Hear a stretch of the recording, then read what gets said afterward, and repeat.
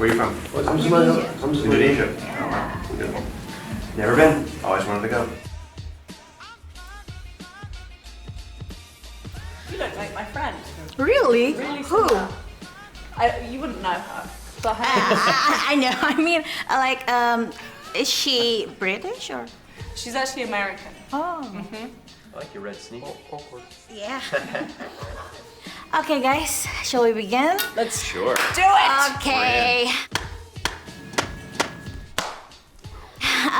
Congratulations first on your movie. I Thank saw you. it. It was very good, very great, and I enjoyed it. I'm glad. Yeah, and first question for you, Sophie.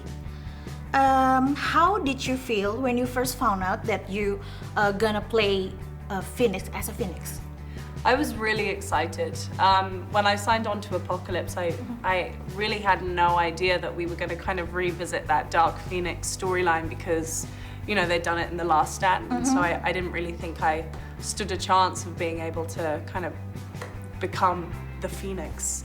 So I was incredibly excited, a little terrified, but just honored really that Simon would kind of trust me with this character that he's loved for so long and that the fans have loved for so long. Okay, and you, Evan? I didn't play the Dark Phoenix. I mean your character. It's always awesome to play Quicksilver. He's so fun. So I was more than happy to come back and do it and get in there, run fast. Okay, Sophie, in Dark Phoenix, like Phoenix is always like angry all the time. Maybe I mean like she's sensitive. Yeah. What is the inspiration behind your angry emotion when playing her? Oh, I just think about Donald Trump. Nice one. Yeah, I just think about crushing his head in. Ruining his perfect hair. Yeah, ruining getting his toupee off his head. So far, Magneto has always been described as a villain.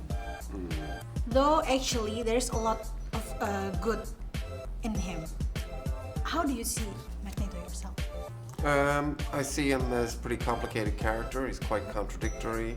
I think he's pretty uncompromising, but I do believe everything he does is for the good of his people, he believes. When playing in Ready Player One, you have special glasses, right? Right. And when you play as Cyclops, you also have that special glasses. It's in the contract. Everything in the you do requires glasses. Yeah, we want to see your eyes. Like, how did it feel when you play a movie that you have to wear glasses all the time? It's good. I think it's obviously one of the challenges that this role presents, and it's an exciting one because I think anything is challenging is exciting. But I think you just have to figure out ways to emote outside of using your eyes. But you can see through this that. I can see the vision's kind of limited because it's a dark lens that covers my eyes, and then the vision it's kind of like like that. A letterbox. Yeah, exactly. So sometimes you trip over things that you don't see on the ground. What makes you think that X-Men is different with any other superhero movie? That it's very emotional and dramatic and character-driven. And it could stand alone as its own dramatic film without the superhero elements. Okay, as Sophie, do you want Jean to finally be with Scott or Logan? Whoa! Hey! Oh. Oh my God, you can't make me choose. One. Scott for sure. Really? Okay. Yeah, Okay. I mean, I did have a scene with a shirt with Hugh Jackman once, and that was pretty nice. Oh, But Scott. Scott. Hey, whatever floats your boat. I'm not gonna put words in your mouth. Thank you. Okay, as a fans of superhero movies, we noticed that recently there's this kind of trend where female characters get more attention and movies kind of more explorative of their female characters. Do you see this as a trend? How do you think? I hope it's a trend. because I'd love to see more female protagonists in all studio movies, not just superhero movies. The Dark Phoenix story, I started writing this 3 years ago before, I don't even know if Wonder Woman had come out yet, certainly Captain Marvel hadn't come out. The Dark Phoenix story is the most beloved, iconic of the storylines in the X-Men universe, and it happens to be focused on a female character. And that was exciting to me because in the X-Men, we'd never had a movie focused on a female character. It's really been Xavier, Magneto, and Wolverine's franchise, and so finally we get a female hero. Who's also kind of the female villain in a way. Dark Phoenix is also your directorial debut. Can you tell me about your experience from directing this movie? What is the difference now that you get to direct everything? And what's the biggest challenge? I think the thing that was the most surprising for me was something kind of boring, which was just the stamina it takes. When you're a writer-producer on a movie, you get to take little breaks in between camera setups. You can check your phone, you can make phone calls, you can go off, you can meditate, you can do whatever you want to do. And as a director, the second you call cut and they start to move the cameras, there's 10 people waiting in line to ask you questions. So it's nonstop. It is nonstop from the second you get there at 7 in the morning until whenever you leave, 7, 8, 9 o'clock at night, every single day, 80, 90 days straight. That aspect of it demanded a different kind of mental and physical even stamina than I'd experienced before. Do you think you're gonna have a phoenix tattoo?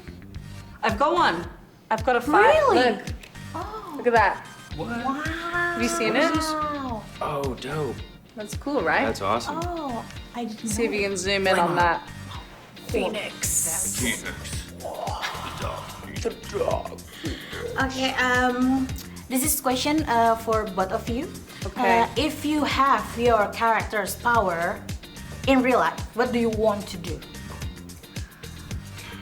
I feel like I would reverse global warming. Beautiful. I would kill all bad people. Beautiful. And I would grow trees and plants, and I would, what else would I do? Beautiful. Get all the plastic out of the ocean. Get all the plastic out of the ocean, give all the people in need lots of money and food and shelter, and I would, and I'd give myself a nose job. No.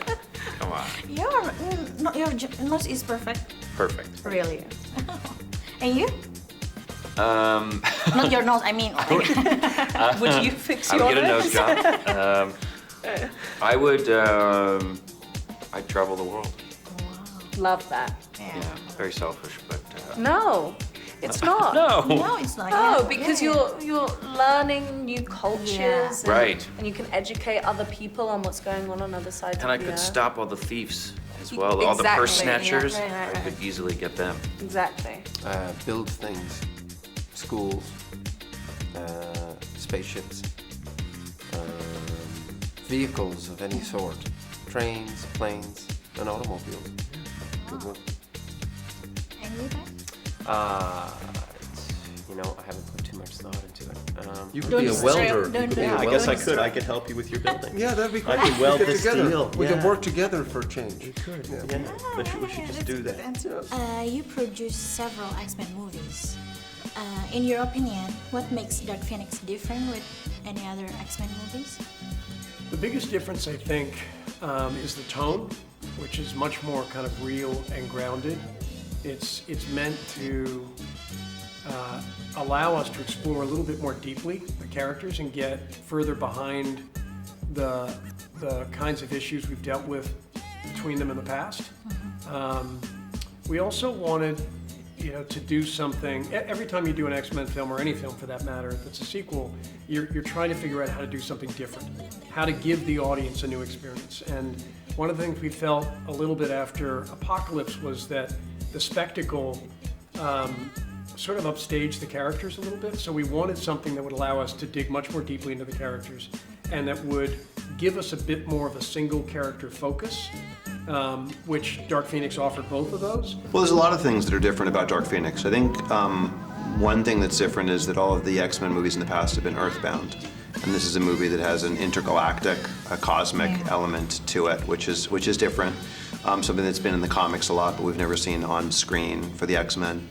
And then the other part of it that I think is different is that in the past, this family of the X-Men, these sort of outcasts and misfits that come together to form the surrogate family, the challenge, the threat to them has pretty much always come from the outside.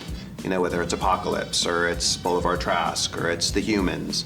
And this, for the first time, the threat comes from within the family. Jean is part and really one of the most beloved members of the X-Men family, and she is the threat in the movie because she's losing control to this thing inside of her that she can't stop. And so it's the first time we see the family kind of not just threaten from within, but start to split apart, and friends and family members turning on each other, enemies becoming friends. The alignments all shift in this movie in an entirely different way than we've seen in an X-Men film. And Hey, Indonesia, go check out the movie, man. You guys are gonna love it. It's awesome. Yeah, we love you. Thank you for the support.